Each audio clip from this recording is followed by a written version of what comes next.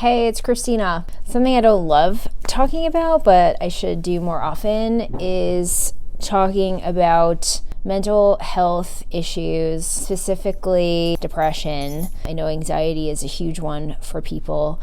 I have had my own struggles with battling bouts of depression, and I used to, and I say used to because I think I've overcome this. In fact, I know I've overcome it. I had undiagnosed PMDD. So for those of you who don't know what PMDD is, it's premenstrual dysphoric disorder. What ends up happening is anywhere up to a week to even 2 weeks for some people, but for me it was usually about 4 days of intense depressive symptoms. And for me, it was pretty serious. I even had, suicidal ideation. And I lived with that for years, like every week before my period. So what happens in the body is that there's a huge hormonal fluctuation in both estrogen and progesterone, which leads to fluctuations in serotonin. And later, I learned through serendipity that supplement called SAMe, S-adenosylmethionine, which is a methyl donor and acts like an upper. It's part of the B12 folate cycle. It's your DNA replication cycle. And my SAMe would just drop out, tank, and be practically non-existent around that time. And so for anyone who has methylation issues, and they can learn about them through genetic testing, supplementation, and also, of course, dietary change will vastly improve the situation and eradicate the situation. I do have occasional, bouts of being blue, but I take my SAMe. I take magnesium, which is a precursor to SAMe. It's really imperative to focus and dial in on sleep. I also have struggles with sleep. So when sleep isn't right, I'm not going to be right. Also, sunlight. So if you live in a climate that doesn't have a lot of sun, please get a light box. These really help a lot, and they have been studied. So something that even simulates blue light is going to be super helpful.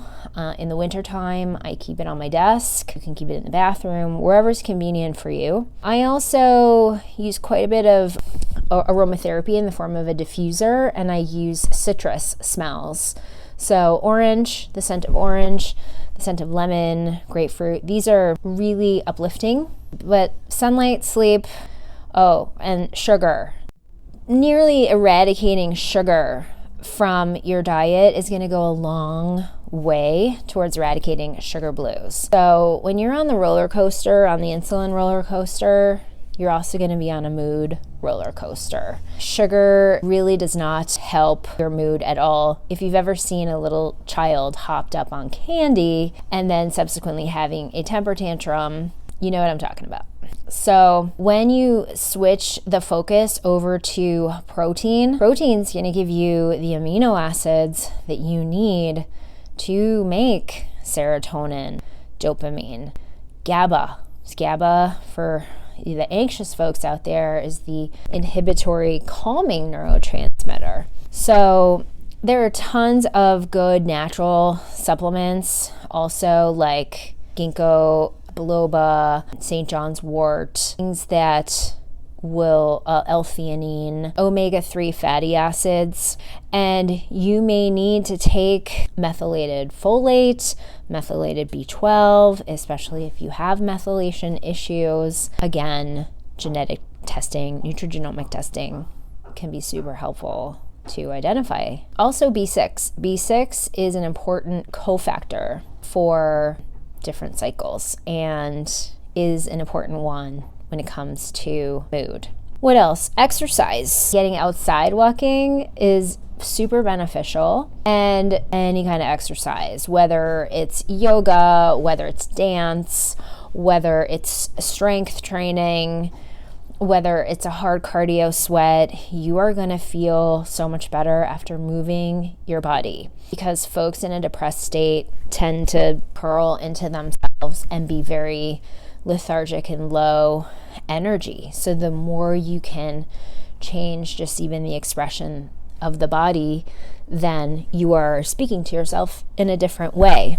Having some kind of gratitude practice and a meditation practice. This way, when you are meditating, you are noticing thoughts. You can observe them, learn to observe them, not judge them. You're not going to empty your mind. That is not the purpose of meditation. The purpose of meditation is to become a really good observer and to come back into the present, because folks who tend towards depression tend to look to the past and wish things didn't turn out a certain way, like wish for a different outcome. And folks who are anxious tend to be in the future, worrying about the things that have not happened yet and things we certainly have no control over. Anything you can do that brings you back into the present moment, into the now, where generally everything is okay, is a good practice.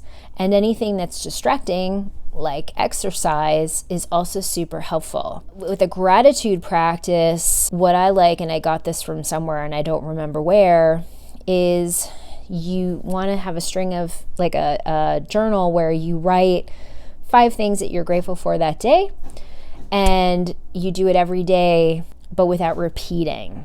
So you have to start, what this does is it trains your brain to seek out new things to be grateful for. And it could be tiny things, like the person that smiled at you, the cashier that smiled at you, or finding a great parking spot, or reconnecting with a friend you haven't talked to in a long time. So really small and big things to be grateful for. Being alive is a gift. It really is a gift to be here. So if you're not living to your full potential because you're living in this dark, stormy cloud, you're not able to give to others, which does remind me that when you are focused on others as opposed to focusing on yourself, this is also very, very helpful for taking you out of your own depression. So especially if your depression is circumstantial and not biochemical, if you have crappy circumstances, focus on someone else, because there are so many other people that have it way worse than you do. So the more you can give to others and help others and focus on others, the less you're worried about yourself. But do you practice great self-care? And if it is biochemical, of course, there are pharmaceuticals, but many folks don't need the pharmaceutical line of defense. That's low-hanging fruit that, of course, the pharmaceutical companies would want you to go for. But unless you're like a really severe clinical case, there's so many natural things that you can do. If you need personal assistance, please reach out. I have a private practice and would be delighted to work with you one-on-one.